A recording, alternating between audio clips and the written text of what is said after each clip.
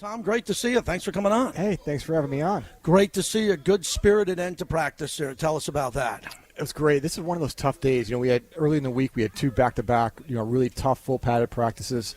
And then we're trying to get ready for the scrimmage tomorrow. But to come out today, physical, spirited, competitive both ways. Like, I want the practice to be balanced. I don't want one side of the ball to really be dominating the other side, which we didn't see today. It went both ways.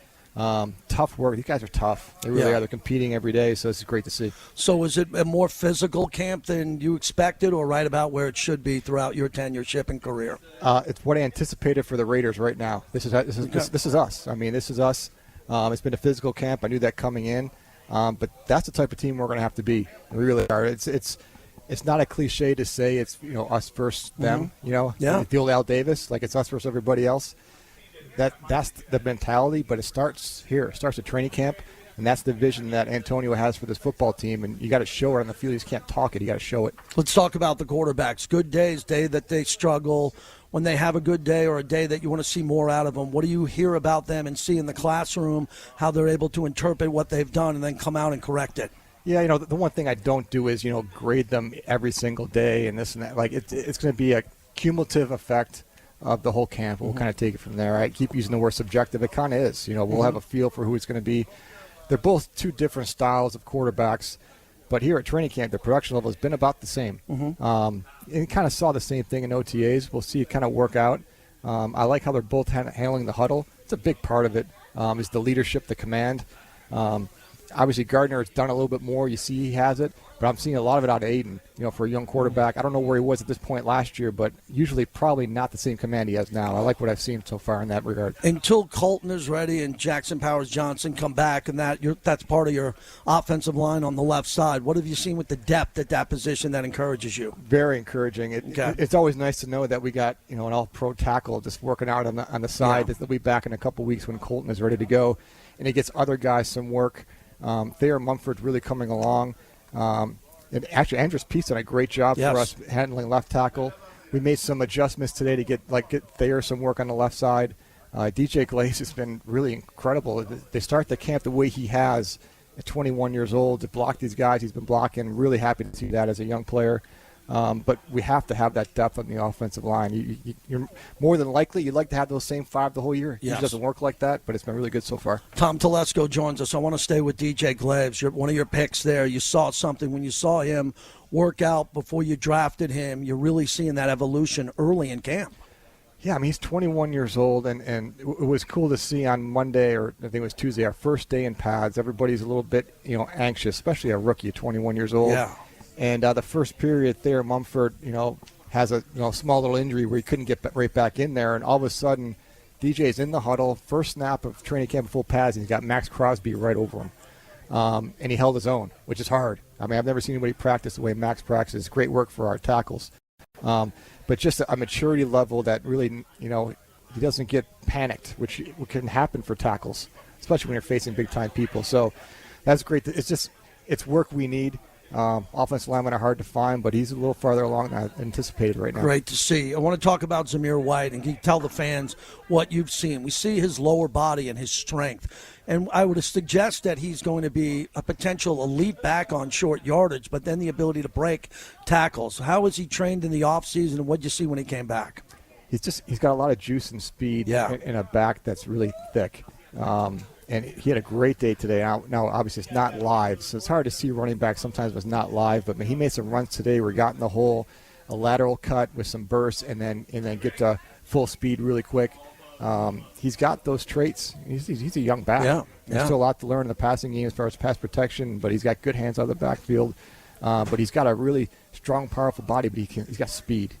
Seen a lot with Dylan Laube already, especially on third down, and the ability to run a wheel route and just catch the ball and then go north-south there. Tell us about him.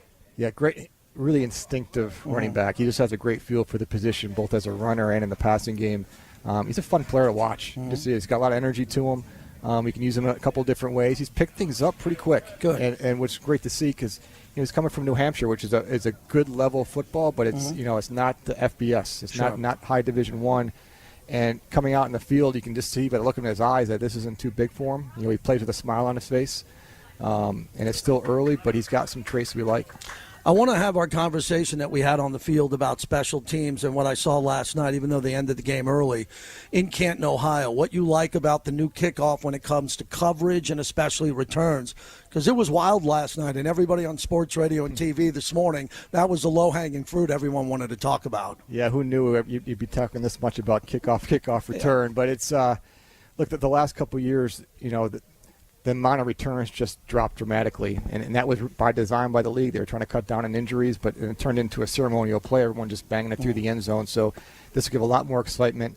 Most kicks will have to be returned, and we're all trying to figure out what's the best way to block it and what's the best way to cover it. We saw a little bit of it last night, but it's got the potential to be a big play. And the kickoff return is one of the most exciting plays in football. Yeah. So that will be reintroduced, but we're all still trying to figure out what exactly it's going to look like. We've put a lot of time on the practice field, repping it and working it. Every OTAs, training camp, and we'll probably adjust as the season goes on, but it's got a potential to be a big-time play. Yeah, I talked to Amir Abdullah about that and what type of player you're going to be looking for at the end of this roster when you get to 53 who can do that.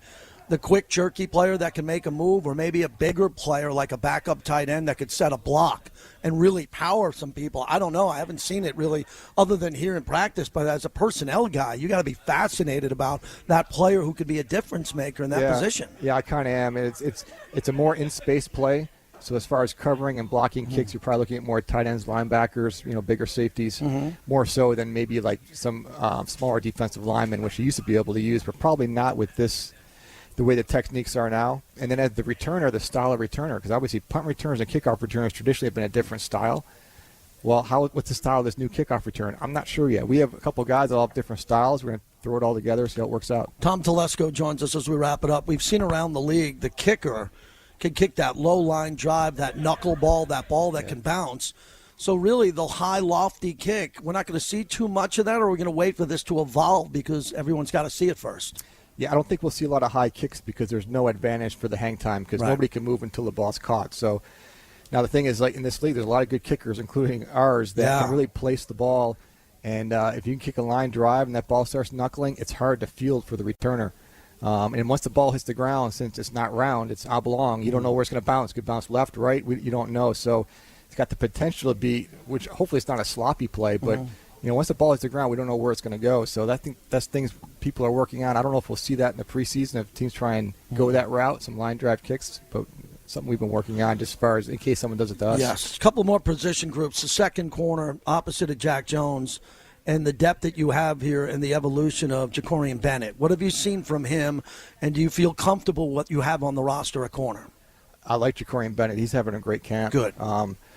The confidence level, which is normal for a second-year player, where he has a pretty good feel for what's coming now. As a rookie, it's hard. It really is, especially at that position. But like today, it was great to say he got beat today, came back the next play, and didn't phase him. And that's part of being a corner in this league. It's hard to learn. You got to brush it off real quick. Real short memory. He's quick. He's fast. He's got long arms, and he's got a great makeup. So really happy with him. And Brandon Faison, he's going through a couple things right now, off the, medically wise, but he should be back pretty soon. He was having really good OTAs for us. I mean, I've seen him play at a high level as a starter. So we do have some guys there. How do you feel about the money you have on reserve here for another player potentially if you need to, or GMs around the league looking at it differently now because you have very good players next year that are coming up with contracts. So when you look at the money that you have, if you saw a particular player that could fit the roster, I know you're always looking for upgrades. Yeah, always. It's good to have cap space rather than the other way around. This time of the year, at least half the league have $20 million or more, so it's pretty common. And this time of year, there's really nobody out there that's going to really command big dollar out of your cap money. And then we always have to have an eye for the future as far as to make sure, because every dollar you don't use rolls over. And our team, I'm focused on 2024 right now. I have to have a small eye on 25, 26, 27. We've got some free agents that will be up. We've got to make sure we have enough money for those guys. But yeah, if something pops, whether it's training camp or early in the season or even mid-season, you always got to have a little kitty to go to, and we have that right now. Finally, the defensive line. I love it. I saw Tyree again today. I was sitting with the media going, I mean, I can't even describe him to our audience what he looks like. He just, I can't either. it's a Kevin Durant, 200 pounds of muscle. Never seen an athlete like that in all my years here. And then having the ability to bring him off the edge or inside, Malcolm Kuntz, Max, and Christian Wilkins. When you got Wilkins, which was a iconic move for this franchise, now that you're seeing it come together here in pads, what jumps out at you? That we can now generate some interior pass rush. That's the hardest to find. Max is already here. Malcolm Kuntz, we know what he can do on the edge. But now to get some work from Christian Wilkins and even Tyree Wilson when he bumps down and stay on passing downs, those guards, it's hard to block long, athletic, quick interior players, and Tyree's got some of that. So we've got some guys who can move around. I love the fact that Tyree can play inside and outside. It gives us a lot of options with that group. If you're rushing the passer a lot, you got to get a breather every now and then. So we got guys that come in and kind of keep that same level of production. But that interior pass is so hard to find in this league, and the more you have it, the better. Last one, the fans. We know that there are rules here being in Southern California. I have abided by all of that. We're here to talk about the Raiders, and we really appreciate your time. But these fans, not only the ones in Southern California, Northern California, but globally, are really excited. There's an 8-win team last year that clearly got better via the draft and free agency. What is your message to the fans as we're going to be wrapping up Costa Mesa at the end of next week? Just keep following. The support's unbelievable. And it, and I'm just learning it. Being a part of this, being a part of Raider Nation everywhere you go.